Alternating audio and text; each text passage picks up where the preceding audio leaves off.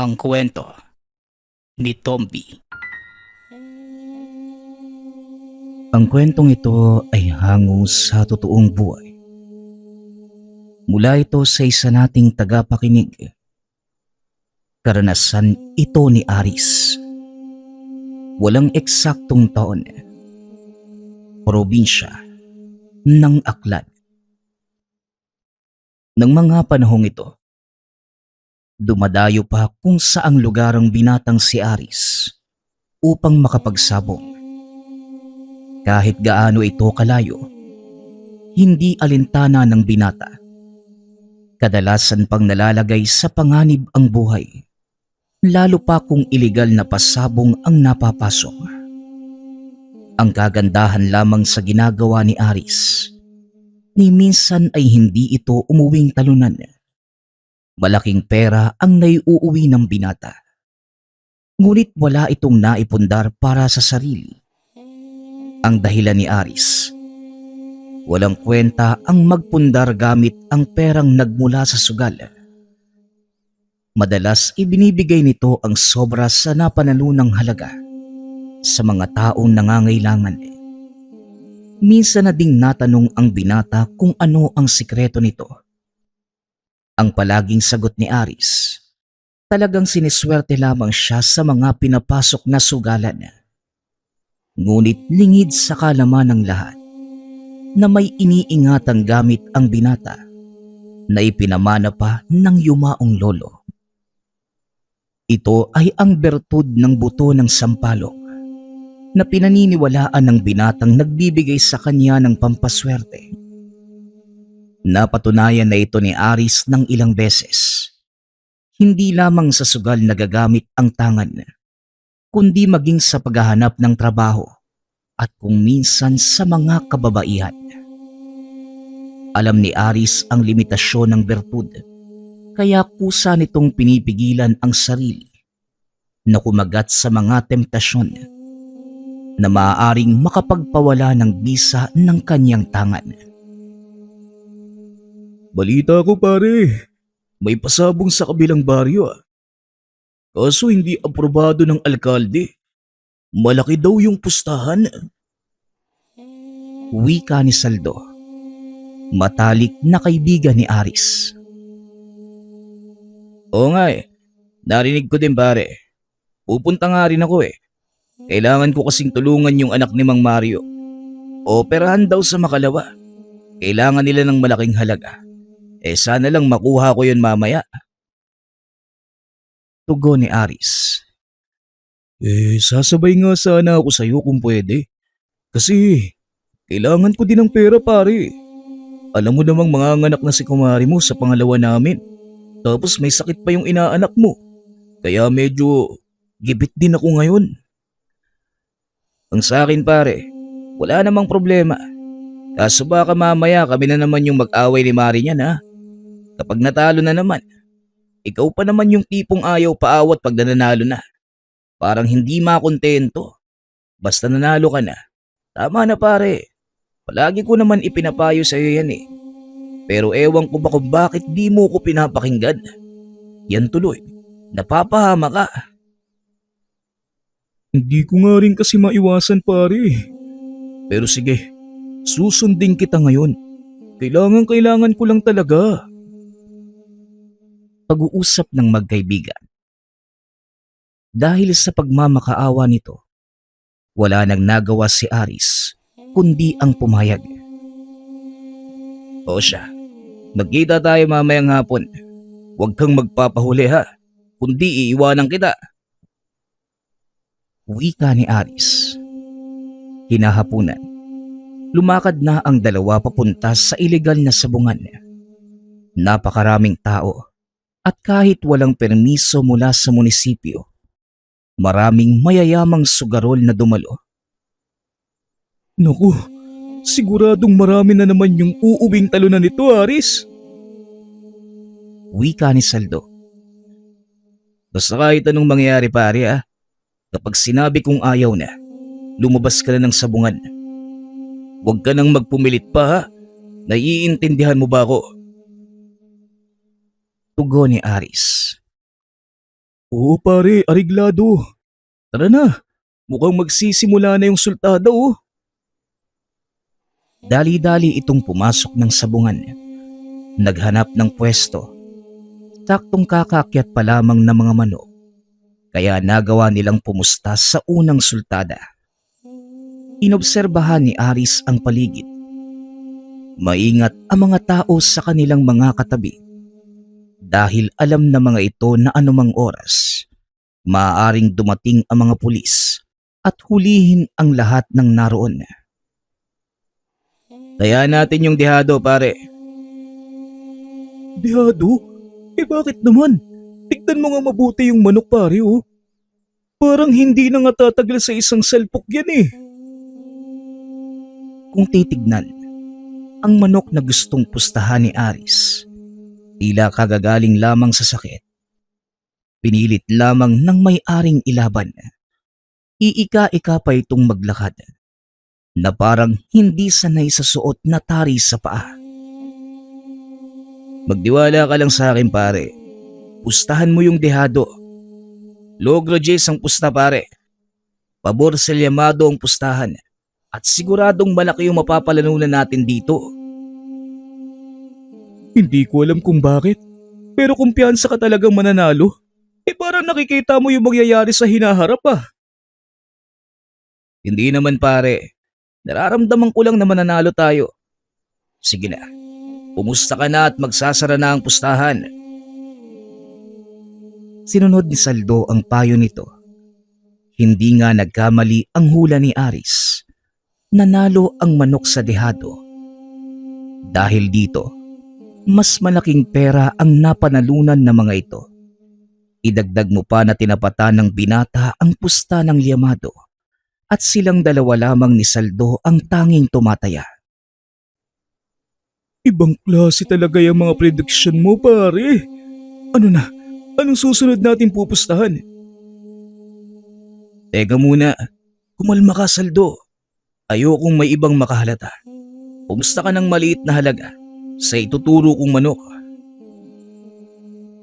2 beses itong ginawa ng binata para mawala ang suspetya ng mga tao na may pampaswerte ang binata. Sa ika-4 na sultada, muli na naman silang bumawi. Nagawa din nilang masungkit ang ika-5 hanggang ika-7 sultada. Nagpalipat-lipat ng pwesto ang dalawa para hindi mamataan ng mga tao at hindi masakyan ang kanilang mga pusta. Ano? Sapat na ba yung halagang napananunan mo? Ibigay mo yan kay Mare ha, para makabawi ka naman sa mga atraso mo sa kanya. Sa para may pondo kayo para sa panganak niya. Oo pare, buti na lang at nakinig ako sa'yo. Maraming salamat ha. Sumubay ka na sa akin pa uwi, nang masigurado kong maayos kang makarating sa bahay niyo. Alam nitong dadaan pa sa kung saang inuman ang kaibigan at magsusugal. Simula noon, ganito na ang ugali ni Saldo. Kaya madalas napupurnada pa ang perang napanalunan. Oo na pare, uuwi na nga din ako. Hindi ko nasasayangin tong perang napanalunan natin. Matapos idaan sa kanilang tahanan si Saldo, tumuloy na din sa pag-uwi si Aris. Kahit hindi hamak na mas malayo ang tahanan ng kaibigan, siniguro niya itong makakauwi ng ligtas. Habang nasa daan, papunta sa tahanan, sinalubong ang binata ng isang matandang lalaki. Aba, at tila ginabi ka na naman yata ng uwing bata ka. Hindi ka pa din ba nagtanda? Nakahinga ng maluwag si Aris. Nang mapagtantong si Mang Junel lamang ang matandang yun. Ay naku Mang Junel, ang akala ko hinarang na naman ako ng aswang. Ano po ba yung ginagawa niyo rito sa ganitong oras? Wala naman. Kagagaling ko lang sa inyong tahana at nagsusumbong na naman ang iyong ina. Palagi ka na lang ginagabi sa pag-uwi. Nag-aalala ang mga magulang mo, Ares. Ay nako, si nanay talaga. Salamat po Mang Junel ha. Hayaan po ninyo. Ako na lang ang magpapaliwanag sa kanya. Pauwi na din naman po ko eh. Ginagamit mo naman ba ng maayos ang binigay ko sa iyong mutya? Aba oo naman po Manong. Kagaya po ng ipinangako ko sa inyo. Kahit sa sugal ko ginagamit yung buto, itinutulong ko sa mga mahihirap yung napapanalunan ko. Kilala niyo naman ako hindi ba? Huwag kayong mag-alala dahil hindi ko po nakakalimutan yung pangako ko nung ipagkaloob niyo sa akin yung mutsyang to. Alam ko, naninigurado lang akong hindi lumalaki ang ulo mo. O siya, umuwi ka na at gabi na. Babaya kung ano pang mangyari sa nanay mo kakapuyat sa pag-aantay sa'yo. Wika ng matanda. Maraming salamat po Mang Junel. Sige na po, bauna na ako.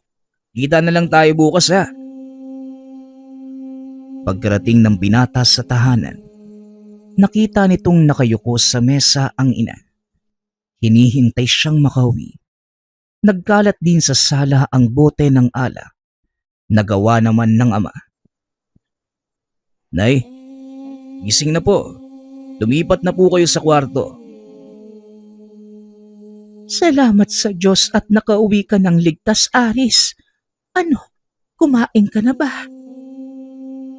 Huwag niyo na po kong alalahanin, Nay. Kumain na po ko bago umuwi.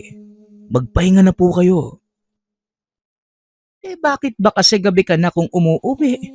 Ano bang pinagkakaabalahan mo sa labas? Wala po, Nay.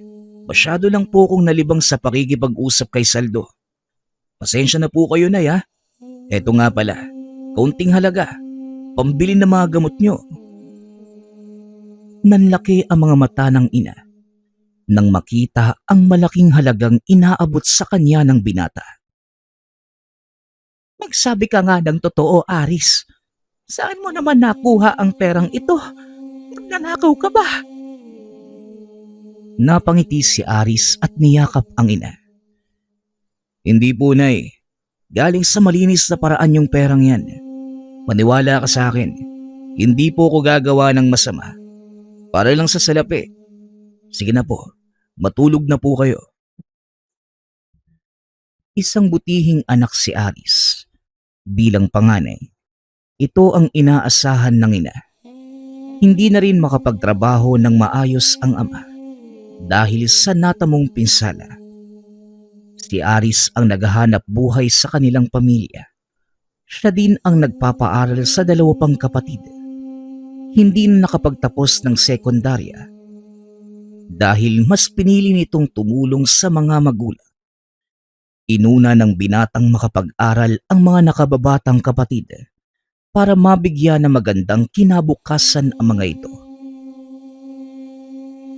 Naaawa lang ako sa iyo, anak. Baka kung ano na yung pinapasok mo para mabuhay lang kami ng mga kapatid mo. Pasensya ka na ha. Sa halip na kami ang nagtataguyod sa inyo, kabaliktaran pa ang nangyayari. Nay, hindi po habang buhay kayo magpapakahirap para itaguyod kami. Kagaya ngayon, may kakayanan na akong tumulong. Bakit pa ako aasa sa inyo? Kung kaya ko namang maghanap buhay para tulungan kayo. Ang kabaitan nito ang nakita ni Mang Junel. Kaya pinagkalooban niya ng mutya ng buto ng sampalok si Aris. Hindi naman ito nagsisisi sa ginawang pasya. Dahil bukod sa pagtulong ng binata sa pamilya, nagagawa din itong mag-abot ng tulong sa iba. Ngunit may kaisa-isang habilin sa kanya ang matanda. Huwag na huwag gagamitin ang perang napanalunan sa sugal para magpundar ng kahit anong kagamitan, lalo na sa tahanan, dahil ang perang mabilis na kinita, mabilis ding nawawala.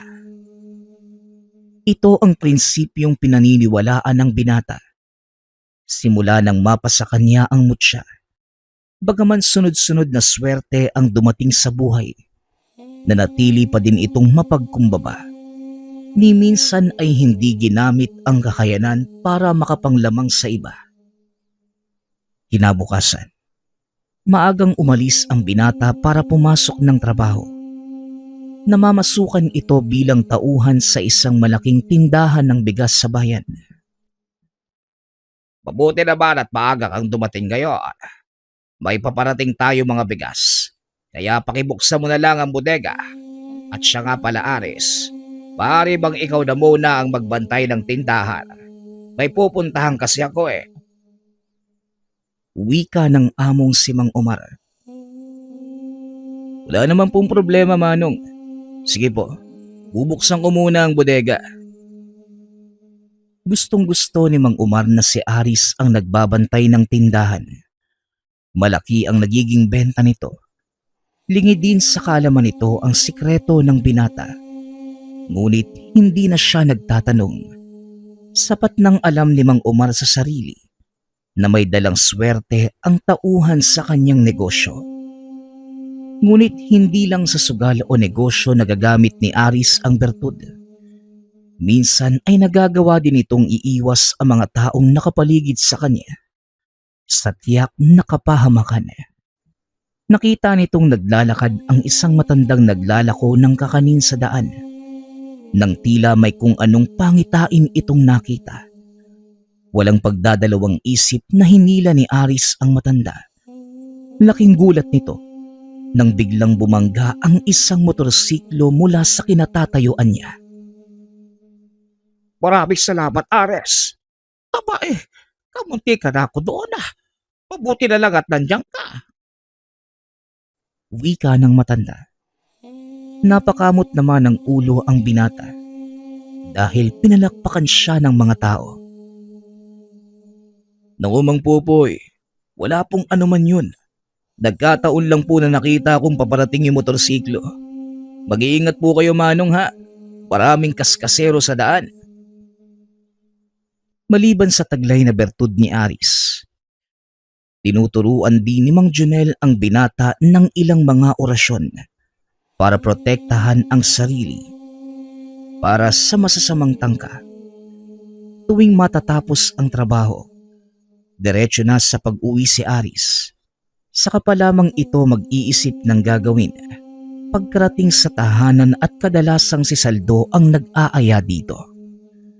Medyo maagang nagsara ang tindahang binabantayan. Malaki ang kita nila ng araw na yon.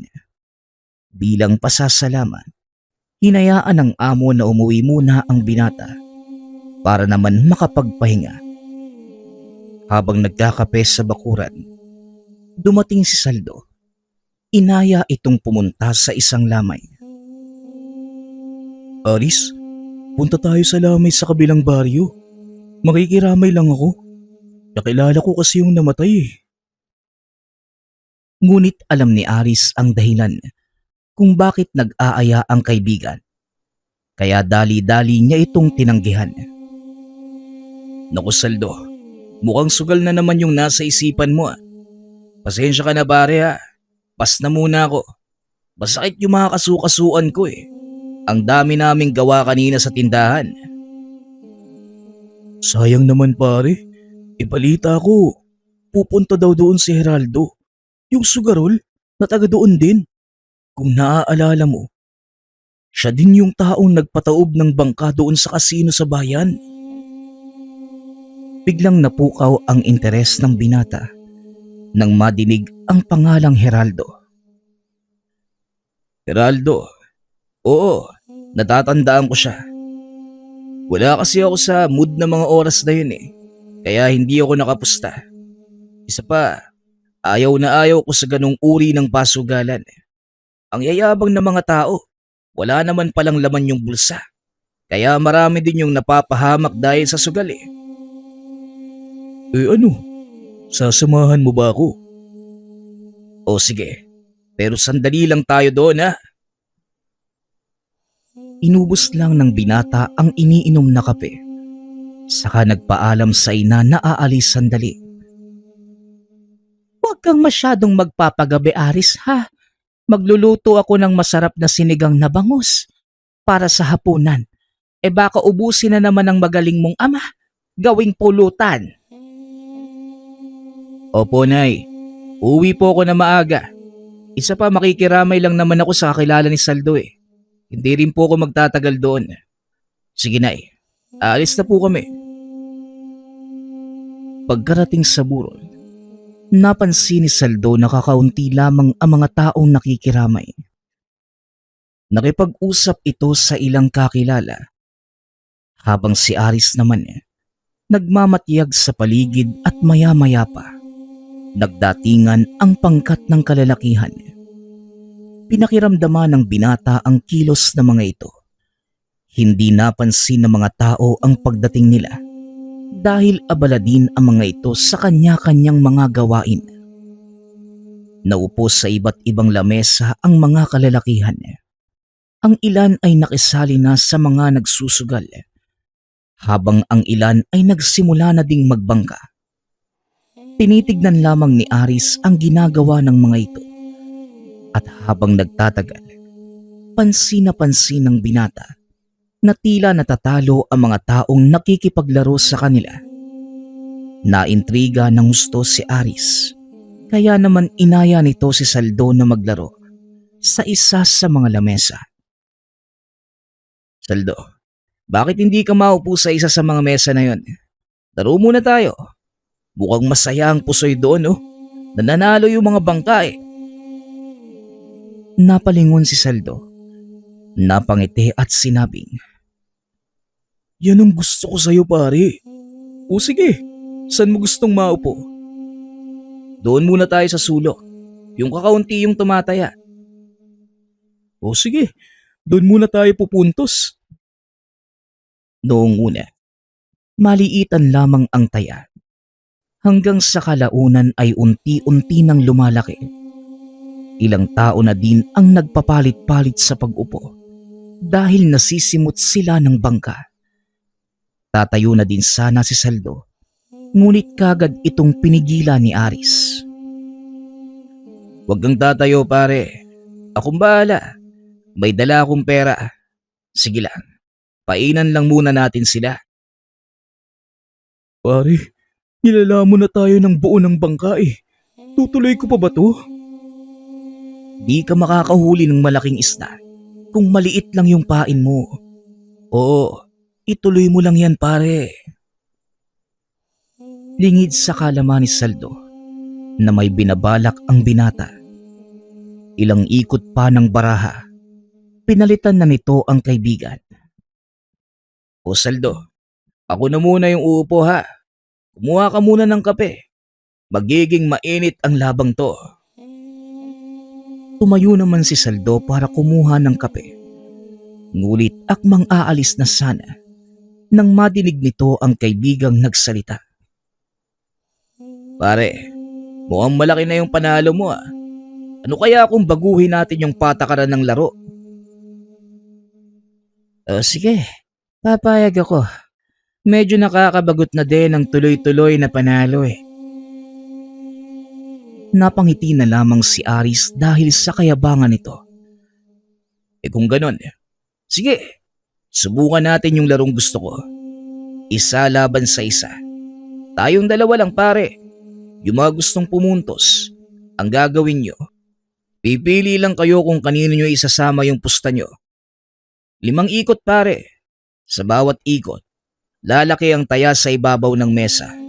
Sa bawat ikot, magdadagdag tayo ng pusta. Ano, ayos ba sa'yo yung naisip kong laro?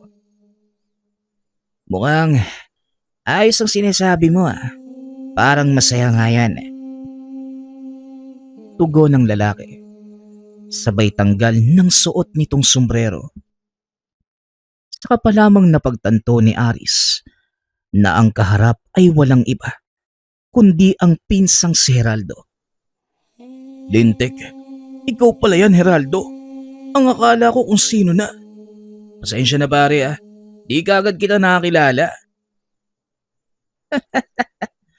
Kanina pa nga kitang inoobserbahan eh. Halata ngang hindi mo ako nakilala, Aris. Ano, itutuloy pa ba natin to? Nagulat naman si Saldo dahil magkakilala pala ang dalawa. Teka, magkakilala pala kayo? Paano nangyari yun? Oo, magkakilala kami. At hindi lang basta magkakilala. Pinsan ko yang si Aris. Eh bakit hindi kayo nagpapansinan sa kusino nung nakaraang linggo? Eh magkakilala pala kayo. Ang mabuti pa, lumabas na tayo dito. Tara sa bahay na makapagkwentuhan ng maayos. Napakamot na lamang ng ulo ang mga taong nakikitaya. Dahil karamihan sa kanila, natalo na. Laking gulat ng mga ito nang itulak pagitna ni Geraldo ang perang napanalunan. O eto, pagatian nyo ng maayos yan. Huwag kayong maglamangan. Siguro sapat ng kabayaran yan para sa pag-aliw nyo sa akin. Nagsipagtayuan na din ang mga kasamahan nito. Ngunit sinabihan sila ni Geraldo na magpaiwan. Hayaang makabawi ang mga nagsusugal. Ibang klase kayong magpinsan eh, no? Parang ordinaryo lang sa inyo yung pamumudmud ng pera. Wika ni Saldo habang naglalakad ang mga ito pabalik sa tahanan ni Aris. Hindi naman sa ganon. Isa pa, wala naman akong inilabas na pera doon eh. Ibinalik ko lang sa kanila yung napanalunan ko. Hindi naman sa akin yun eh. Yan din ang lagi kong sinasabi sa iyo, Saldo. Ang perang hindi mo pinaghirapang makuha, madaling nawawala. Biglang naiba ang usapan na magtanong si Geraldo tungkol sa nanay ng binata. Anak ito ng kapatid ng nanay ni Aris at alam nitong sakitin na din si Aling Trining. Kaya naman nag-alala na din si Geraldo sa kalagayan ng matanda. Kamusta naman si Tia? May sakit pa din ba? Oo parang hindi na nga gumagaling insan. Dagdag pa ng pasaway kong tatay na nag-uuwi pa ng barkada sa bahay. Wala na ngang naitutulong perwisyo pa. Sana natuluyan na lang yung tatay mo no, nung nahulog sa bangin yung motor niya. Yan tuloy, kinargo mo pa at pabigat pa sa inyo ni Tia Trining. Pasensya na insan ha. Alam kong kahit anong mangyari, tatay mo yan. Pero hindi na din kasi maganda yung ginagawa niya eh. Ayun na nga pinsan, hinahayaan ko na lang. Basta wag lang masasaktan si nanay at ang mga kapatid ko dahil baka hindi na ako makapagpigil nun. Wag naman ganon insan. Tatay mo pa din naman yun eh. Intindihin na lang natin yung pinagdaraanan niya. Hindi rin kasi biro yung trahedyang nangyari. Maya-maya pa, nakarating na sila sa bahay ni Aris. Kagaya ng inaasahan, nadinig nitong sumisigaw ang ama. Ano, Trinig? Talaga bang magmamatigas ka? Alam kong may iniabot si Aris sa'yo nung nakaraang araw. Kaya huwag kang magsinungaling sa'kin. Dali-daling pumasok ng tahanan ang binata. Nadatnang nakaupo sa sahig ang ina, habang nakatayo naman sa harapan nito ang ama. Tay, ano naman bang ginagawa niyo kay nanay? Oh, mabuti naman at nandito ka na. Itong nanay mo, masyadong sinungaling. Bakit naman po tay? Nay, ano po bang nangyayari? Ipinaliwanag ng ina sa anak ang nangyari. Napailing na lamang ang binata at dumukot ng pera sa bulsa. Yan, mabuti pa itong anak mo. Madaling kausap. Diyan ka na nga. Dali-dali itong lumabas ng tahanan para makipag-inuman sa mga kaibigan. Ay nako, ang laki na nga ng pinagbago ng tatay mo. Kaya mo na pinsan, wala na tayo magagawa. Tia, ayos ka lang po ba? Nasaktan ka ho. Geraldo, ikaw pala yan. Kumusta ka na? Aba, ang laki na ng pinagbago mo ha. Pasensya ka na kung ganon yung nadatnan mo. Teka, magpapakulo ako ng tubig na makapagkape kayo. Naku nay, Huwag na ho kayo mag-abala. Ako na po yung gagawa. Maupo lang po kayo dyan at ako nang bahala. Wika ng binata. Patuloy sa pag-uusap ang magtiyahin hanggang sa makabalik si Aris. O siya, maiwan ko na muna kayong magpinsan ha, nang makapag-usap kayo. Matapos ay nagpunta na din ito ng kusina para magluto. Ang tagal mo na dito sa bayan ah. Kung hindi pa tayo nagkaharap kanina, hindi ka pa talaga dadalaw dito sa bahay. Saan ka ba naglalagi ngayon? Pasensya na, Insan. Kasi masyadong komplikado yung nangyari sa akin eh. Ang totoo, hanggang ngayon nagtatago ako. Nanlaki ang mga mata ni Aris nang madinig ang sinabi ni Geraldo. Nagtatago? Bakit? Ano bang ginawa mo? Wala akong ginawa, Insan. Nadiskubre ko lang naman yung pasugalan ni Gobernador sa kabilang bayan at pinataob yung bangka ng ilang ulit. Hanggang sa tuluyang nalugi yung kasino na yon dahil sa akin. Nalaman ng gobernador ang ginawa ko, kaya pinaghahanap niya ako ngayon. Teka, paano mong nagawa yun? Kagaya mo, Aris, binigyan din ako ni Mang Jonel ng buto ng sampalok. Unang beses ko lang sinubukan yun at yun yung nangyari. Di ko naman akalaing ganun pala kalakas yung epekto ng swerte ng buto na yun eh. Malaking problema yung pinasok mo, Geraldo. Pero hindi ka naman matutunto ng gobernador sa lugar na ito. Basta wag ka lang gagawa ng kahit anong makakapagbunyag ng kinaroroonan mo. Teka, ano bang pinag-uusapan niyo? Pasensya ka na ha. Hindi ko kasi maintindihan. Saka, ano ba yung buto ng sampalok na yun? Dito na ipinaliwanag ni Aris ang lahat. Nagulat ang kaibigan dahil sa tagal na magkasama ang mga ito. Hindi man lamang nalaman ni Saldo ang sikreto ni Aris. Pakiusap, Saldo. Wag na wag mong ipagsasabi ang nalaman mo ngayon. Malaki ang tiwala ko sa iyo, pare. Huwag kang mag-alala, pare. Magkaibigan tayo. Kaya walang ibang makakaalam ng pinag-uusapan natin dito. Insan, ano na ngayon yung plano mo? Sa ngayon, magpapalamig na muna kami ng mga kasama ko.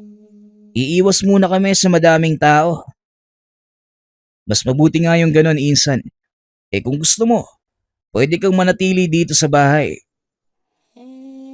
Ngunit tumanggi si Geraldo sa takot na baka madamay ang pamilya ng pinsan. Hindi na. Mas mabuti nang sa ibang lugar ako. Delikado. Baka madamay ang mga kapatid mo kung sakali. Ikaw ang bahala, Insan. Basta nandito lang ako sa oras na kakailanganin mo ng tulong. Matapos ang pag-uusap, binalikan ni Geraldo ang mga tauhan sa burol. Lumipas ang ilang araw. Wala namang nangyaring kakaiba. Kagaya ng ipinangako ni Saldo, wala itong pinagsabihan tungkol sa mga nangyayari. Hindi din nagpakita sa sugalan si Aris para makaiwas sa panganib. Hanggang sa isang araw, pauwi ito galing sa trabaho. Nadaanan ang isang tumpok na mga taong nagpapasabong ng gagamba. Dumaan ang binata para sana manood. Ngunit nakita nitong paldo-paldo na ang panalo ng ilan sa mga tumataya. Naengganyo ang binatang sumali sa pustahan. At sa unang sagupa pa lamang, nanalo na ito. 3 sagupa lamang ang sinalihan ng binata. Matapos umayaw na rin ito, pinigilan siya ng ilan sa mga pumupusta dahil hindi pa sila nakakabawi sa natalo. Sandali lang, hindi pa kami nakakabawi. Wika ng isa sa mga kalalakihan. Payong kaibigan lang, pare. Kung ako sa'yo, hindi na ako magpupumilit pa na bumawi. Dahil lalo lang lalaki yung talo mo. Sayang naman yung pera. Aba, parang sigurado ka sa mga sinasabi mo. Bakit hindi natin subukan yan? O sige, kung talagang mapilit ka. Tara, isang bagsakan. Ipupusta ko lahat ng perang hawak ko. Ikaw, anong ipupusta mo? Inilabas ng lalaki ang susi ng sasakyan. Laking gulat ni Aris dahil desperado na itong manalo sa sugal. Kung matatalo mo ako, sa sagupang ito, sa'yo na ang sasakyan ko. Pero pag natalo ka, doble sa perang hawak mo ang ibibigay mo sa akin. Ano, papayag ka ba? Sige, payag ako. Pero sigurado ka talagang ipupusta mo ang sasakyan mo. Inilapag ng lalaki ang susi sa mesa. Muling nagsalita. Oo, sigurado ako. Heto ang papeles ng sasakyan ko. Pati ang susi. Ilalapag ko sa mesa para maniwala ka. Tinignan ni Aris ang papeles. Totoong nakapangalan sa lalaki ang sasakyan. Gino pala ang pangalan mo. O sige Gino, doble sa perang ito ang ibibigay ko sa'yo kung mananalo ka. Napangiti naman si Gino sa sinabi ng binata. Nagsimulang maglabas ng gagamba ang dalawang magpapasabong. Namili na din ang dalawang panig. Pinagtatawanan pa si Aris dahil wala itong kaalam-alam kung ano ang gagawin. Ito ang unang beses na sasabak sa pustahan ng sabong ng gagamba. Wala ding ibang nakisali sa kanilang pusta. Sa halip, sila ang pinagpustahan ng mga tao. Kung sino ang mananalo. Pigil hininga ang mga manunood nang ipinatuloy na ng dalawang nagpapasabong ang mga gagamba sa maliit na kawayan at nang magsalpukan ang mga ito. Walang nagsasalita. Noong una ay dehado pa ang piniling gagamba ni Aris.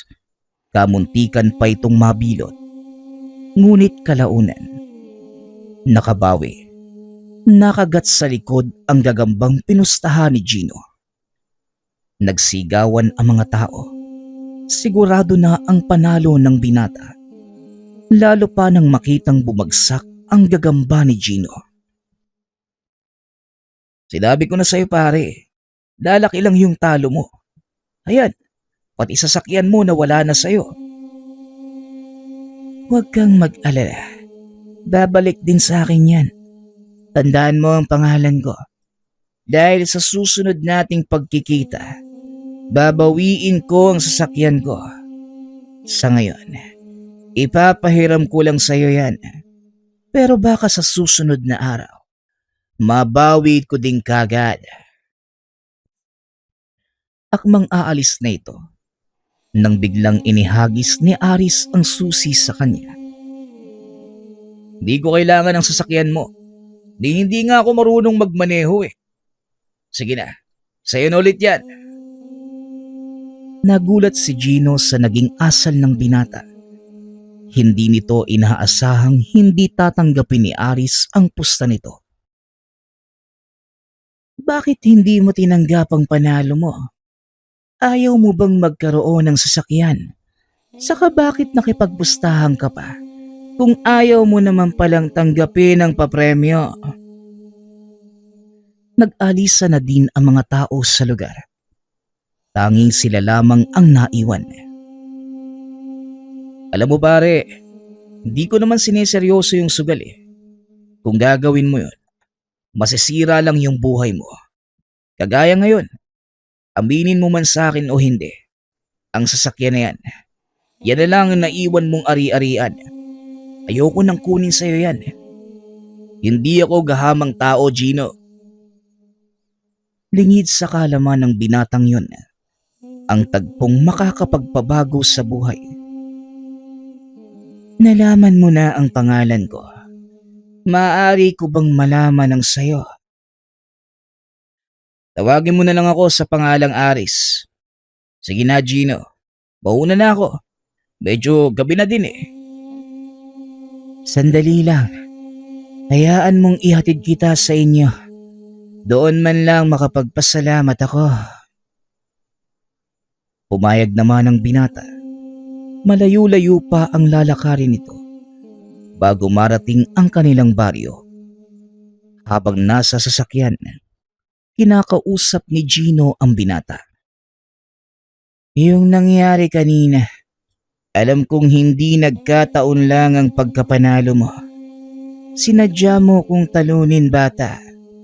Alam kong may tangan kang pampaswerte, pero wag kang mag-alala dahil wala naman akong masamang intensyon sa mga sinabi ko. Gusto ko lamang makumpirma. Napangiti si Aris at tumugon. Oo, Gino. Tama ang sinabi mo. May pampaswerte nga ako. Pero hindi ko yung ginagamit sa masama. Oo, nagsusugal ako. Pero para malibang lang. Sugarol ako. Pero hindi ako gahaman sa salapi. Alam ko, dahil kung gahaman ka sa pera, hindi mo na pinakawalan itong sasakyan ko. Maya-maya pa, nakarating na sila sa bahay ng binata. O paano? Dito na lang ako. Maraming salamat sa paghatid, Gino. Wala yon. Ang sabi ko nga, pambawi ko na sa'yo ito. Sige, kita na lang tayo sa mga susunod na araw. Pag-uusap ng dalawa. Pagpasok ni Aris, sinalubong ito ng ama. Bakit kayo magkasama ng taong yon? Sino tay? Si Gino? Wala. Nakilala ko lang siya sa bayan. Bakit po? Gino lang ang tawag mo sa kanya. Alam mo ba kung sino ang taong yon? Wala ako ideya tay. Kanina ko lang siyang nakilala. Ay naku kang bata ka. Bahala ka na ka. Nahihilo na ako sa kalasingan. Matutulog na ako. Ikaw na lang ang tumuklas kung sino ang taong yon. Napakamot na lamang ng ulo si Aris. Hindi nito maunawaan ang sinasabi ng ama. Kinabukasan, habang papunta sa trabaho, muli nitong nakita ang sasakyan ni Gino nang bigla nitong ibaba ang salamin ng bintana. O Aris, nandito ka pala. San ka naman pupunta ngayon? Papasok na sana ng trabaho eh. Nadaanan ko tong sasakyan mo. Sumama ka sa akin. Huwag ka munang pumasok. May pupuntahan tayo. Hindi naman nagdalawang isip na sumakay ng sasakyan si Aris. Teka, idaan mo nga muna ako kay Bang Omar. Magpapaalam lang ako. Pinuntahan nila ang tindahang pinagtatrabahuhan ni Aris. Ngunit sarado ito, kaya kagad na silang tumuloy. Laking pagtataka ni Aris dahil dinala ito ni Gino sa isang lumang gusali. Napakadaming sasakyang nakaparada sa labas. Pumasok ang dalawa sa loob. Nakita ng binata kung ano ang pinagkakaguluhan ng mga tao. Pinagsasabong ang dalawang malalaking aso sa isang kulungan. Tuwang-tuwa naman ang mga taong nanonood. Gusto kitang dalhin sa lugar na ito para makita mo ang realidad ng buhay na ginagalawan ng mga mayayamang walang paglagyan ng kanilang mga pera. Mga walang hiya sila. Pati hayop na wala namang kamuang-muang. Dinadamay nila sa kalokohan nila. Gusto kong pabagsakin ang gawaing ito ng mga taong yan. Pero kahit anong gawin ko, babalik at babalik lang din sila. Isa lang ang paraan para patayin ang mga ligaw na damo. Yun ay bunutin pati ugat. Magkano ang dala mong pera? Pero bago yan, ipaliwanag mo muna sa akin ang patakaran. Ipinaliwanag naman ni Gino ang patakaran ng laro. Nakagad namang naintindihan ni Aris ang lahat. Pumasok sila sa lugar. Pinag-aralang mabuti ang kalakaran. Ano, Aris? Handa ka na ba? Oo, tayaan mo ang panig na ituturo ko sa'yo. Ginawa ito ni Gino. Hanggang sa sunod-sunod na panalo na ang natamo ng dalawa. Tahimik lamang si Aris sa isang tabi habang idinidikta ang gawain kay Gino. Hanggang sa dumating na ang huling pares na maglalaban. Tumayo si Aris at kinausap si Gino. Sige na, Gino. Itodo mong lahat ng napanalunan natin. Diyan sa medyo maliit na aso. Bakit naman? Ipapatalo mo ang perang napanalunan natin. Sinong may sabi sa iyong ipapatalo ko? Sundin mo na lang at tignan mo ang magiging resulta. Lumapit sa tagapangasiwa ng pasabong si Gino. Kinausap niya ito. Pumayag naman sa gusto nilang mangyari. Napuno ng bulungan ang paligid hanggang sa magsipagpayagan na din ang mga pumupusta. Mukhang wala nang ibang pupusta sa asong yan, kundi tayo lang, Aris. Sigurado ka ba sa gagawin natin? O Gino, magtiwala ka lang. Alam ko ang ginagawa ko. Panoorin mo kung paano kong limasin ang lahat ng napalanunan nila. Nagsimula na ang salpukan ng dalawang aso. Kagaya ng inaasahan ni Aris, nanalo ang maliit na asong pinustahan nila. Wala ni isa man sa mga naroon ang nakagawa ng ingay. Dahil hindi nila lubos akalain, mawawala sa isang iglap ang lahat ng mga napanalunan. Talaga namang napakabilis ng tangan mo, bata. Tara na, ipapasok na lang ng tagapangasiwa sa bangko ko ang pera. Medyo malaki ang halagang napanalunan natin dito, kaya hindi niya pwedeng ipahawak sa atin. Sandali lang, hindi tayo aalis. May isang bagay pa akong gagawin. Diyan ka lang. Nagtataka si Gino sa kilos ng binata. Umakyat ito sa loob ng kulungang pinaglalabanan at hinarap ang mga tagapangasiwa. Kasama ako ni Gino at nais kong magkasa ng isa pang pustahan. Isang laban na lang. Walang ibang pupusta kundi tayong dalawa. Ginoong tagapangasiwa. Nasa pangangalaga niyo ang aming napalanunan. Kaya sigurado naman, wala kayong dahilan para pagdudahan ako sa gusto naming mangyari. Anong gusto mong mangyari, bata? Magsalita ka. Pipili ako ng isa pang aso. Ang sa tingin niyong pinakamagaling at ipangtatapat sa napili kong aso. Ang pustahan. Sa oras na manalo ko, ipapasara niyo ang lugar na ito at ititigil ang pagpapasabong ng mga aso. At sa oras na matalo ako, sa inyo na ang mahigit 3 milyong napalanunan namin ng kasama ko. Hindi na namin papakialaman ang operasyon nyo. Napangiti si Gino dahil ito din ang ginamit niyang taktika sa binata nung magkakilala ang mga ito sa sabong ng gagamba. Laking gulat ni Aris nang biglang may nagsalita mula sa kanyang likod. Salagay sosolohin mo lang ang paglalaro. Aba, napakadamot mo naman, pinsan. Nanlaki ang mga mata ni Gino nang makita si Geraldo. Maging ang binata ay nagulat nang makita ang kasama ni Aris. Mamaya na tayo mag-uusap, Geraldo. Sa ngayon, nasa iisang panig tayo. Kaya makikisa ako sa'yo. Pero pagkatapos nito, magtutuos naman tayo.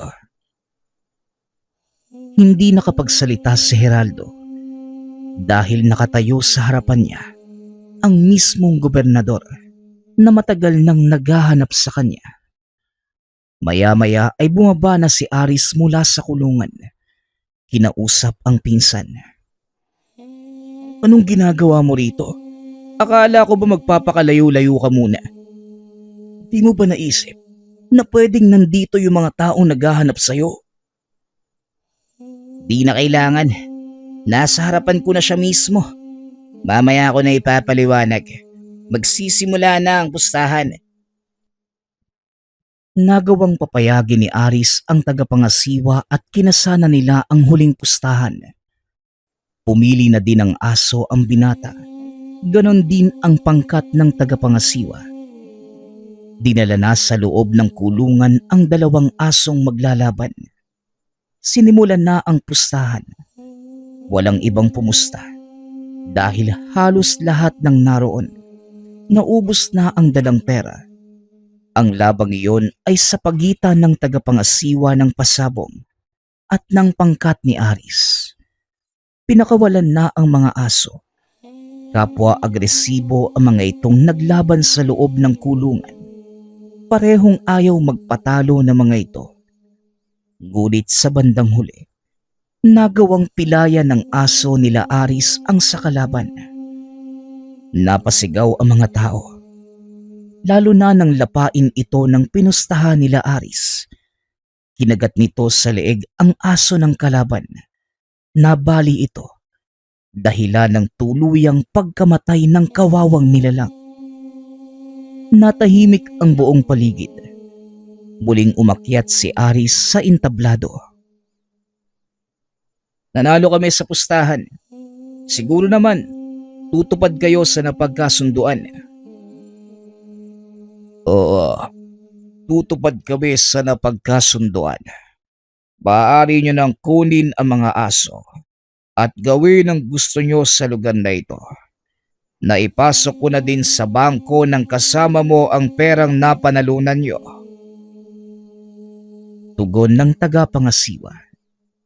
Kagad na itong umalis sa lugar matapos ang kaganapan. Nagpatawag ng otoridad ang binata upang maidokumentaryo ang mga nangyari at mailagay sa ligtas na lugar ang mga asong ginagamit sa pasabong. Ngayon tapos na ang problema. Harapin naman natin yung sa inyong dalawa, Geraldo, Gino. Ano bang nangyari sa inyo? Siya yung gobernador ng kabilang probinsya, Aris. Siya yung may-ari ng kasinong pinabagsak ko.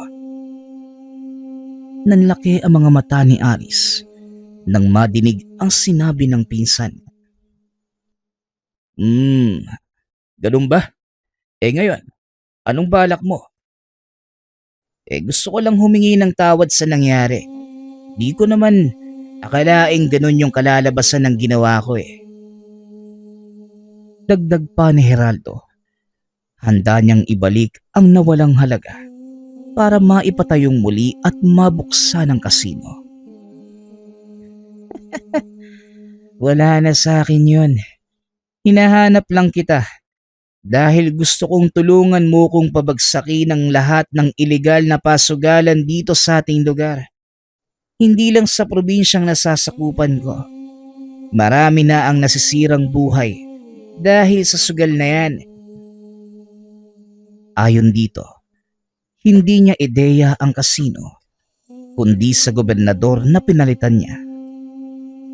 Nako, ang buong akala ko naman, papatayin mo na ako, kaya nagtago ako. Nagkamali ka lang ng akala. O siya, umalis na tayo sa lugar na ito. Wika ni Gino. Dito pa lang napagtanto ni Aris ang sinabi ng ama. Nang makita nito si Gino sa kanilang bakuran. At simula ng araw na yon, nag-iba ang buhay ni Aris. Malaking pera ang ibinahagi sa kanya ng gobernador. At binigyan pa ito ng pagkakataong makapag-aral sa kolehiyo at nagtapos ng kursong abogasya. Hindi nagtagal, naging isa ng ganap na abogado ang binata. Isa sa mga nakikipaglaban para mapatigil ang lahat ng ilegal na pasugalan sa bansa.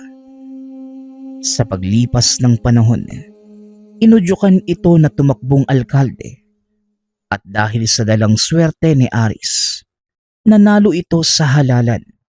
Kalaunan, naghangad ng mas mataas na posisyon para mas mapalawak ang maging saklaw ng proyekto. Nagpatayo din ito ng sariling organisasyon na tumutulong sa mga taong nalululong sa sugal. Naging matagumpay naman ang adhikain ng binata. Pinasalamatan ito ng mga taong natulungan niya. Hindi lubos maisip ni Aris nahahantong sa ganoon ang kanyang buhay. Hindi na din niya pinangarap ang makapagtapos, ngunit pagkakataon na mismo ang nag-adya at naganap ang kanyang pangarap. Sa kasalukuyang taon, retirado na si Aris bilang politiko. Pinili na lamang nitong mamuhay sa kanyang nabiling lupain gamit ang perang pinaghirapan. Samantalang ang perang nalikom galing sa sugal, ipinamahagi nito sa mga nangangailangan. Maaaring sabihin ng ibang tao na masama ang pinagmula ng perang yun. Ngunit para kay Aris, malinis niya itong napanalunan ng walang halong pandaraya gamit ang bertud ng buto ng sampalok bilang kanyang pampaswerte sa buhay at sugal. Nagpapasalamat nga pala ako sa lahat ng sumusuporta sa ating channel. Nawa ay patuloy niyong suportahan at pakinggan ang ating mga kwento. Hanggang sa muling pakikinig. Paalam.